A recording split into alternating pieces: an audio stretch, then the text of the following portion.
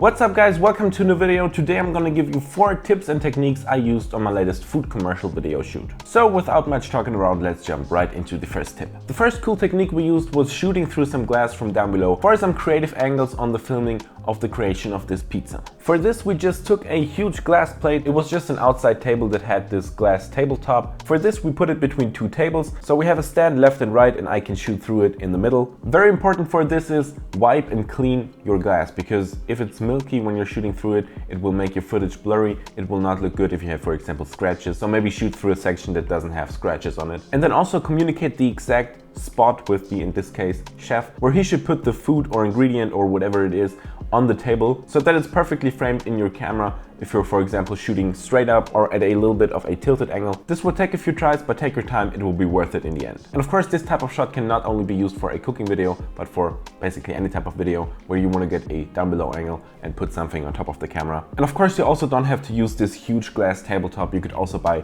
a small piece of plexiglass in your local hardware store and do it on a small scale. Now let's go on to the second tip. As our second cool creative shot, we wanted to do a slow motion ingredient shot of the ingredients that are on this pizza. Basically, my colleague googled product video and saw a Danish Schiffer video, and now he wanted to do that as well. For this we put the ingredients on a plastic bag, spray some water on it, preferably with a spray can, because if you use too much water it will just look too watery, too wet and unnatural. Hold the plastic bag like this, squeeze it together a little bit, hit the record button and then basically pull it outwards like really fast to make the ingredients fly in the air really fast. Use some force, because normally in the beginning you will be scared of using too much force and it won't go anywhere, it won't fly at all. But also don't use too much force, because then your ingredients will fly everywhere, will fly out of frame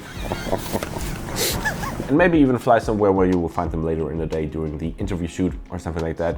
Not that it would happen to me. Anyways, the next tip, movement. This is especially important if you're shooting fast-paced food videos, for example, for social media. Plan your movements in advance, always ask the chef what is the next step, maybe even go through the whole cooking process in advance so that you can plan your camera movements and also make them flow into each other, like for example when you cut, end the shot with swiping from left to right and then start the next one also from left to right, so that you can cut when it's blurry and have a consistent motion. In this example we have the camera following the drawer opening from left to right and then also back in again, or the camera that is rotating above the pizza while the tomato sauce is poured onto it. And the last tip is sound design. Don't underestimate sound design, never underestimate sound at all. And I'm not only talking about the music, but also some sound effects. For example, take a look at this shot. We have some Italian music playing behind it because the client wanted it, and of course it's an Italian restaurant. And we shot this shot in slow motion in a loud kitchen with people talking in the background. And we just shot with the small camera with the on-camera mic, no external mics used. So of course in this case we're not using the in-camera sound. Now if you just look on, for example, Artlist and look for a small sizzling of hot oil sound and put that one under the clip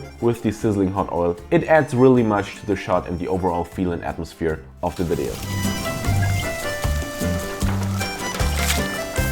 If you want an Artlist subscription, use the link down below. And sound design of course can't only be music and sound effects, but also how you edit, for example, the music. In this next shot we used the technique we talked about in the first tip of this video. So we shot through the glass pane how the tomato sauce is poured onto the pizza, or in this case glass pane. And I cut out the music for that section and put an underwater effect onto the music, which I then of course also transitioned from the normal music to the underwater music with a longer transition and then a faster one when it comes back from the underwater effect music to the normal music. And this can also be used to create some interesting variety in your videos. Of course, not just using underwater sound effects, but maybe make it muffled. Put some reverb on it if you're, like, for example, filming a mountainscape, I don't know. Just some examples that you can use to spruce up your music. In my case, I just used the underwater effect because we were under the sauce, under sauce effect. Now that's it from this video. I really hope you enjoyed it and you learned something new and you got something out of these 4 tips and techniques that I talked about. If you now want to know how to create some more creative shots, you can watch this video on a POV ball shot I did last week, also for the same client, for the sports park of this client and not for the restaurant like in this video. And here we have a POV box shot from our latest short film. You can subscribe right here and I will hopefully see you in the next video. Goodbye.